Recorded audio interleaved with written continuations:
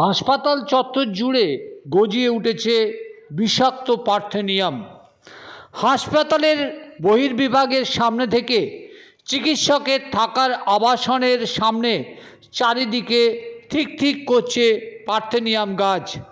এমনই দৃশ্য দেগঙ্গার বিশ্বনাথপুর গ্রামীণ হাসপাতাল চত্বর জুড়ে।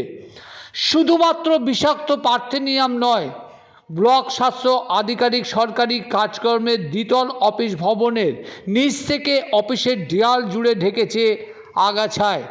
হাসপাতালের সামনে তালাবন্দি থাকা হাসপাতালের বিকল্প বিদ্যুৎ ব্যবস্থার জেনারেটর ঘরের লোহার খাঁচায় জড়িয়ে পেঁচিয়ে ঢেকে রয়েছে লতা পাতা। জেনারেটর ঘরে যাওয়ার পথ জুড়ে গজিয়ে ওঠা আগাছা ও গেটে লাগানো তালার উপরে মরচে পড়া দেখে মনে হচ্ছে ব্যবহার হয় না জেনারেটর। যদিও তা মানতে নারাজ হাসপাতাল কর্তৃপক্ষ, তবে হাসপাতাল জুড়ে থাকা বিষাক্ত পার্থেনিয়াম যে রোগীদের ভয় ধরাচ্ছে তা বলাই বাহুল্য। হাসপাতালের রোগীদের প্রশ্ন করা হলে পার্থেনিয়াম গাছ নিয়ে প্রতিবাদ জানাতে ভয় পাচ্ছে তারা। হাসপাতালের রোগী ভর্তি ওয়ার্ডের পিছনে যেভাবে পার্থেনিয়াম গাছ জঙ্গলে পরিণত হয়েছে তা নিয়ে উঠছে একাধিক প্রশ্ন। অথচ ওই হাসপাতালের সামনে বসানো আছে মেডিসিন প্ল্যান্টের গাছ। কি করে ওই হাসপাতাল চত্বরের চারিদিকে গজিয়ে উঠেছে এই পার্থেনিয়াম?